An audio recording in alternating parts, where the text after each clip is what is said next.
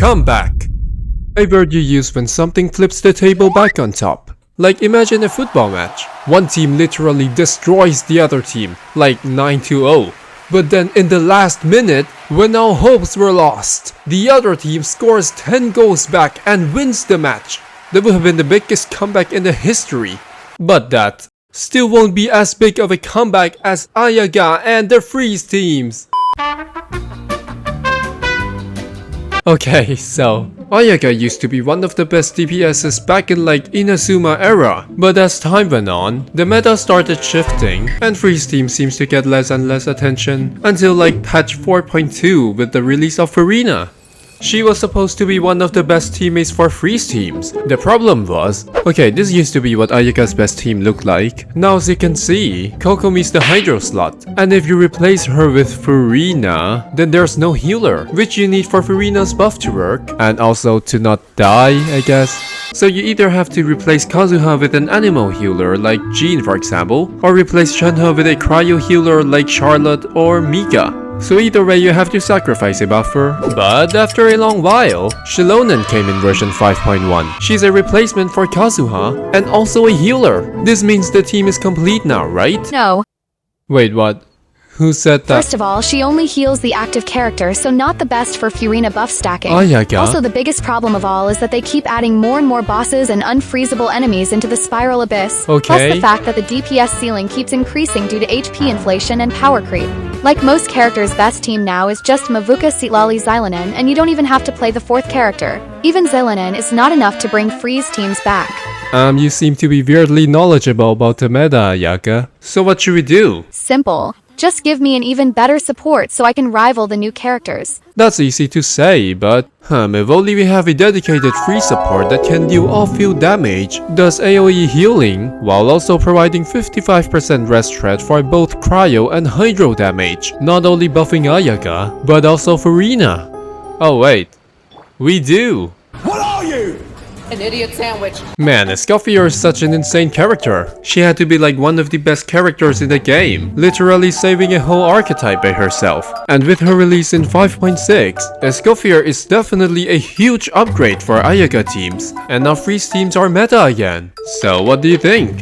Yes, now Freeze teams are back as strong as ever, and I will finally become the best cryo DPS. Where is that song coming from?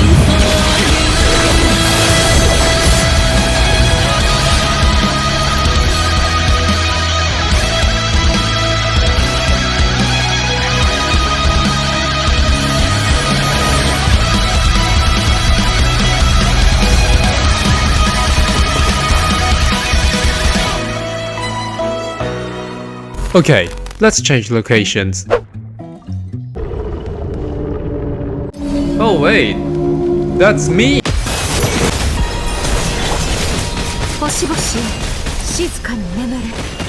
Bro, stop! Ah!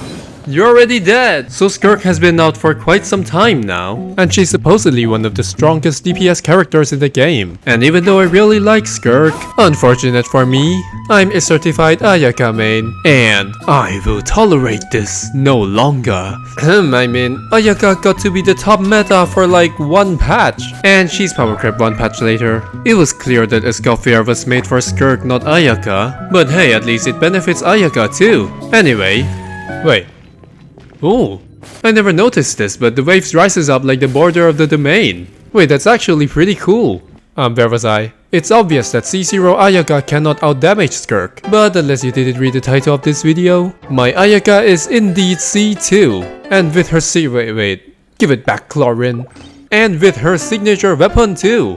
Oh, and by the way, C2 Ayaka is pretty weird. It basically creates two little tornadoes, each dealing 20% of the original one's damage. And the reason I got her to C2 is just because I thought it looked cool. And you may be like, that's 40% DPS increase. Against enemies with large hitboxes, like bosses for example, yeah. But then look at the other times. I'm going on an adventure! So depending on enemy positioning and your luck, it could go from 40 to 0. And we don't even have to talk about C1, it's just some skill cooldown decrease. Enough about that. In this video, we will be going through a total of 3 tests. But before that, there are some things I wanna do first. First is that my Skirk's burst is still at level 9, so I need to go fight the weekly boss, huh? Where is Furina E? Because the healer wasn't healing me. Oh. Do you have Furina burst? No. What's happening? Healing. Oh, they're fucking dead. I don't have resist. Oh! 3! Oh, Dream Solvent too. Holy shit. Alright, now I need the talent books, huh? I think I can craft some. Yeah, I have plenty. Okay, so... Why do Netland characters keep trying to jump scare me? Hello there. Like last time it was Aoife. The devs definitely knew what they're doing. Okay, on to the next. I heard that attack percent goblet might be better than cryo damage bonus for Skirk. Okay, for context first, I'm using the Haran, which is kind of like her second best weapon option. Basically, it gives a bunch of normal attack damage bonus. So this sword, plus the artifact set that gives like 60% bonus by itself, and also Furina's burst, makes it that it may overstack on damage bonus. Okay, I was editing this video, and what the hell is this frame? This is so cursed. So I wanna try this. I only have 3. I think this is the best one, but it's still way worse than my cryo one. A video with what we have. Time to visit a note friend. Okay, let's start with the cryo damage bonus first.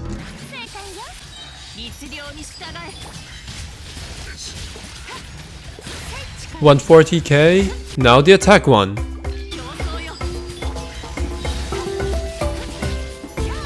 I think I also saw a 140k, so they're roughly the same, huh? I'ma use the cryo one then, cause it gives more crit rate. Final build. My Ayaka is on Miss Splitter of course, and 4-piece Blizzard, Triple Crown, 52 to 81. And Skirk is on Haran, 4-piece Finale, C0 and Double Crown, cause you don't really need to level her normal attacks, and AT 243. Let's get started!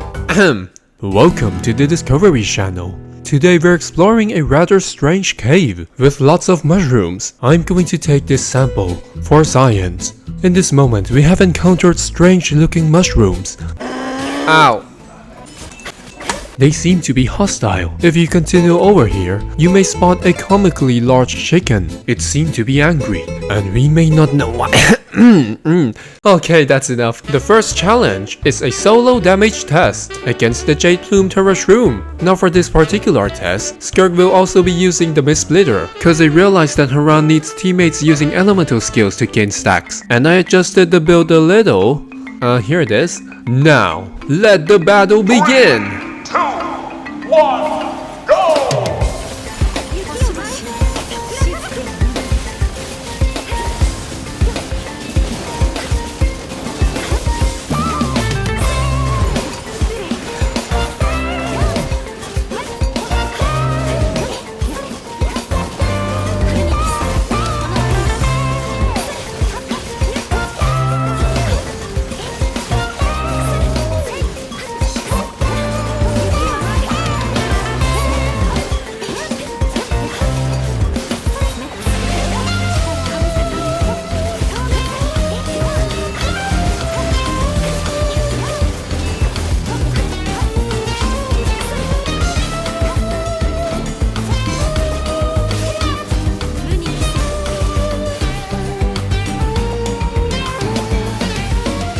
Ayaka wins this one by a few seconds. Let's do a little analyzing, shall we? Starting with Ayaka. Ayaka had 2 major drawbacks. First is the fact that she's using the Blizzard artifact set, which gives 20% crit rate when the enemy is affected by cryo, and another 20% when said enemy is frozen. And against bosses, you basically permanently lose 20%. Another problem was energy. Ayaka's main damage comes from her burst, and it has a whopping 80 energy cost. So without teammates funding elemental particles for her, you get situations like this, where the burst already finishes its cooldown, but you still don't have enough energy. And also this boss moves around so much, so what I talked about literally happened where my C2 misses half the time. One thing though that Ayaka had an advantage over many other main DPSs is the infinite infusion time. Most on-field DPSs rely on their skills or bursts to gain their elemental infusion or their enhanced state. That means when their skill ends, they're basically stuck with their weak physical damage while waiting for their skills to cool down. While for Ayaka, Ayaka, all you need to do is just dash. And this is a segue to Skirk, who precisely had this problem. Although in normal situations, this won't be that big of a problem, cause you're just gonna switch to your other characters anyways. But this problem was pretty prevalent in the last few seconds of this fight, where you can see that she was unable to finish the job before her skill ends, and now her physical attacks are too weak, resulting in her having to wait for a whole nother skill. Now that I think about it, if I actually level her normal attacks, that may have made a difference, huh? But well, that isn't even close to Skirk's biggest problem. She wasn't even able to use her full kit.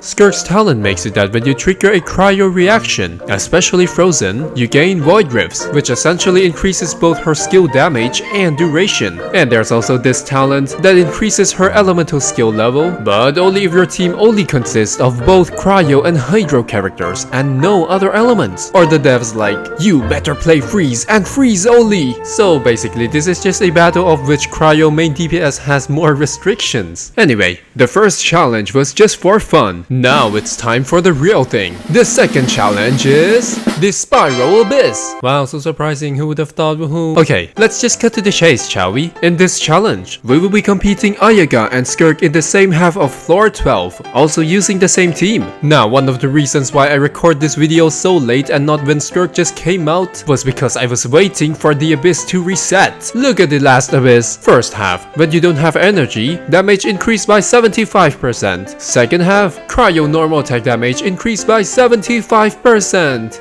I wonder who this was made for. Basically, it really favors Skirk, and Ayaka can't really use any of the buffs that well. Unless you want me to play normal attack Ayaka. You know what? Sure.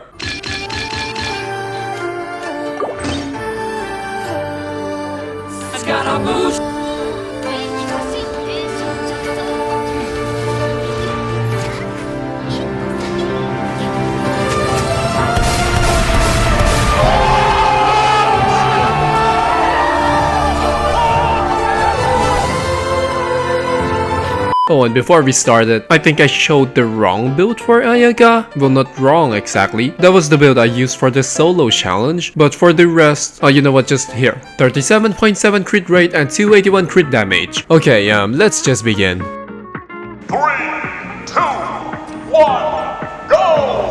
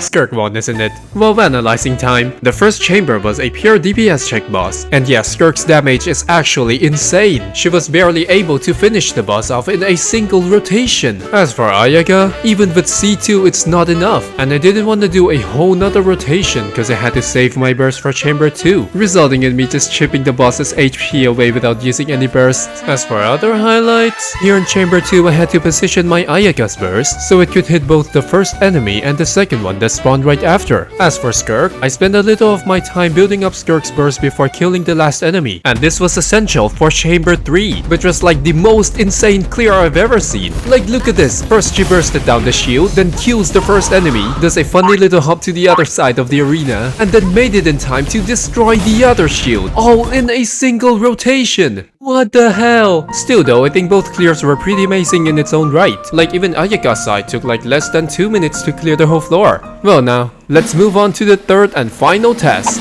which is Stygian onslaught. Before we started though, after finishing the Spirobis test, I decided to edit the first 2 challenges first, and by the time I was done, it was already patch 5.8. Hello Inafa. And I may or may not have been addicted to the new content. I also got a new mic. I don't know how much of a difference it makes yet. But anyways, now that we're in 5.8, I think that's actually better. Cause the last Stygian onslaught was like the same boss as floor 12 chamber 1, right? But this one, the boss we will be facing is this turtle guy, which at a first glance, it actually wants you to play low frequency damage. Cause every time you attack it, it charges up this circle thingy. And if you stop for a while, it goes down. Then when it's full, it will summon the shield phase, which was pretty annoying. But what do you know? You can freeze it to delay the shield summoning. And what team does freezing? It's the freeze team, yeah. So freeze teams are also amazing against it. Okay, for this challenge we will be using the same team as the Abyss one. But one thing though, Skirk has this like exalted ones. Basically she gets 20% attack for free. How is this fair? You know what? I don't care. Let's just get on with it.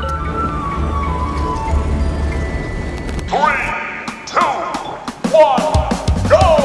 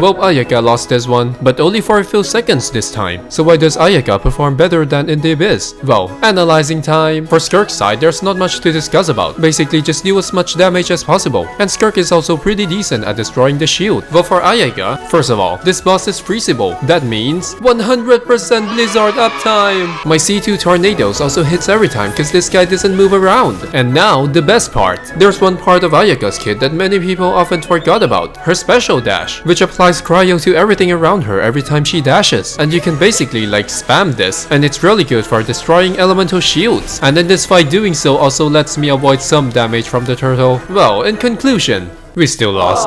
Skirk is just too OP, man. Even at C2, Ayaka wasn't able to beat Skirk, but can come close to it in the right situations. Honestly, I'm just happy that Ayaka became really good again.